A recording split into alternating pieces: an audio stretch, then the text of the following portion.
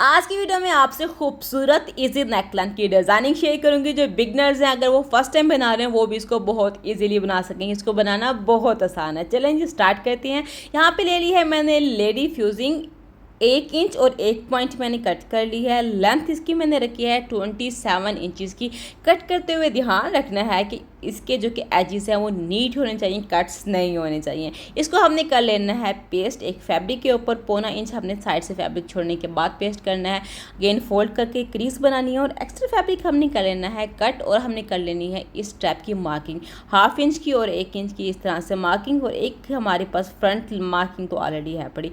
इसके बाद हमने लेना है एंकल का थ्रेड। कुछ इस तरह से मैंने ले लिया है, टेंशन को टाइट कर दिया, ऊपर अपने मार्किंग लगानी है। अच्छा, आपको मैं प्रेफर यही करूँगी कि आपने बोबन में फिल करने के बाद ही लगाएं, क्योंकि आपको मैं करीब से दिखाऊंगी तो आपको थोड़े से दाने दिखेंगे उभरे हुए, इतने नहीं थे, लेकिन आपने बोबन में फिल करने के बाद ही लगाना है।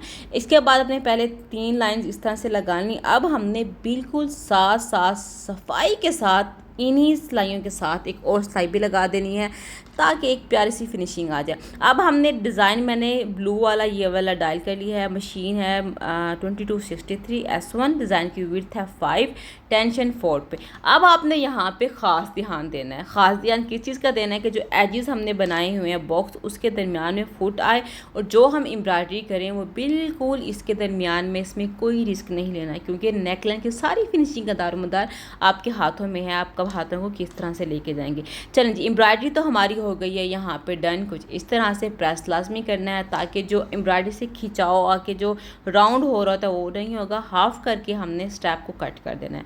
अब आते हैं शर्ट की तरफ। शर्ट का यहाँ पे नेकलाइन की जो विड्थ है 4.1 इंचज़ की है और लेंथ 4 इंच के के मैंने मार्किंग कर ली है। अब हमने स्टेप को एडजस्ट कैसे करना है, बिगनर्स ये गौर से देख लें। 4 इंच का मार्क करने के बाद 12 इंच का यानी कि टोटल 16 इंच का मार्क कर लिया। 1/2 इंच के गैप से स्टेप को रखते हुए मैंने मार्किंग कर ली। 1/2 इंच की मार्किंग हो गई है। इसके बाद अब आपने ध्यान रखना है जितनी मोटी या पतली स्ट्रैप हो, आपने ये देखना है कट खुला कितना रखना है और नीचे कितना आना है। इस तरह से आपने पिन अप करके नेकलाइन तक आपने पेस्ट थोड़ा सा कर लेना है। कट कितना 7 इंच का खुला रखना है। इतना फैब्रिक रखने के बाद आपने जस्ट अपनी जो स्ट्रैप तैयार की है मार्किंग कर लेनी है। ये हमारी रेडी की मार्किंग है। मार्किंग कर ली अच्छी से, थोड़ी सी डार्क कर लो, आपको नज़र आ जाए। 4 पॉइंट आगे मैंने एक और मार्क कर लिया है और इस अंदर वाले फैब्रिक को मैंने कट कर लेना है। That's it. चाहे आप 2 इंच की बड़ी बना रहे हैं, चाहे आप 1/2 इंच की बना रहे हैं, तो आपने इस तरह से स्ट्राइप को रख के मार्किंग करनी है, कोई मसला भी नहीं होगा। कॉर्नर्स अब आपने देखना है, ज़रूर की फ्यूजिंग पेपर लगा के तिरछा इस तरह से कट करना है। इससे आपके कॉर्नर्स में बल नहीं आएंगे। शर्ट को नहीं उठाना, ऐसे ही पड़ी हुई मार्किंग की थी उसी पे रख के आपने फोल्ड करना है फ्रंट। इसके बाद हमने बैक को भी सेम इसी तरह से फोल्ड करना है।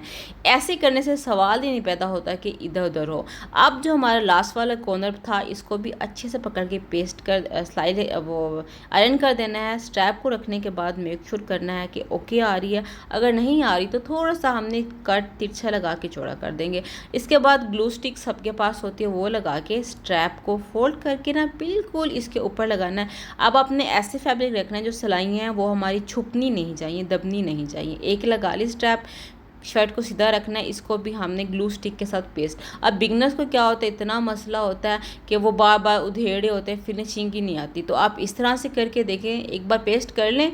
7 इंच का गैप से रख के पट्टी को आपने एडजस्ट करना है। एडजस्ट करने के बाद लास्ट वाले कॉर्नर्स पे आपने पिन अप कर देना है। ये देखें एजेस हमारी कितनी अच्छे से डन हो गए हैं। अब एक ही सिलाई में सारा काम हो जाएगा। आपने सिलाई लगाई है, आपके कॉर्नर्स पे बल आ रहा है, आप उसको धेड़ेंगे फिर करेंगे, वो आपकी शर्ट पे नीटनेस रहती ही नहीं है। तो आप ये ग्लू स्टिक होती है, आराम से उखड़ भी आती है सिलाई से पहले, तो आप इजी भी रहता है हैंडल करना। तो अब आपने नीटनेस देनी है इसके ऊपर, शर्ट के कपड़े के ऊपर आपने सिलाई देनी है, स्ट्रैप के ऊपर नहीं देनी।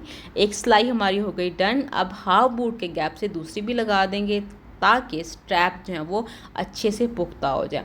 नेकलाइन कटिंग कर लिए। यहाँ पे जो लेंथ है 4.2 मैंने कर दी थी। इसको पेस्ट करने के बाद अब हमने एडजस्ट करना है स्ट्रैप को। 7 इंच का खोलने के बाद पिन अप कर दिया। ऊपर से सिलाई लेती आ रही हूँ। रेड थ्रेड की जो सिलाइयाँ लगाई थी उसके साथ साथ करके लगानी है। रेड थ्रेड के ऊपर सिलाई नहीं आनी चाहिए, आ गई। इसके बाद जहाँ पे देखिए स्ट्रैप हमारी एंड हो रही है, पुख्ता करना है, स्टार्ट हो रहा है, उसको भी पुख्ता करना है ताकि उधड़े नहीं। गला जैसे सिलाई करते हैं कट कर दिया। अब इस जगह को बोर्ड से देखें, इधर भी मैंने कट कर दिया है कुछ इस तरह से।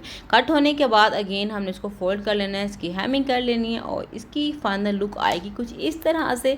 अच्छी और खूबसूरत बन गई। आप नीटनेस चेक कर लें, यही नीटनेस आपने देनी है अपनी स्टिचिंग में और वेयर किया हुआ ये नेकलाइन दिखेगा कुछ इस तरह से। आई होप आपको ये ये नेकलाइन की जो है डिज़ाइनिंग आपको अच्छी लगी होगी। अच्छी लगी हो तो लाइक करना मत भूलिएगा, न्यू है तो सब्सक्राइब कर लीजिएगा इस तरह की इन्फॉर्मेटिव वीडियोज़ के लिए। ज़्यादातर शेयर करें। मिलूंगी नेक्स्ट, तब तक के लिए अल्लाह हाफ़िज़।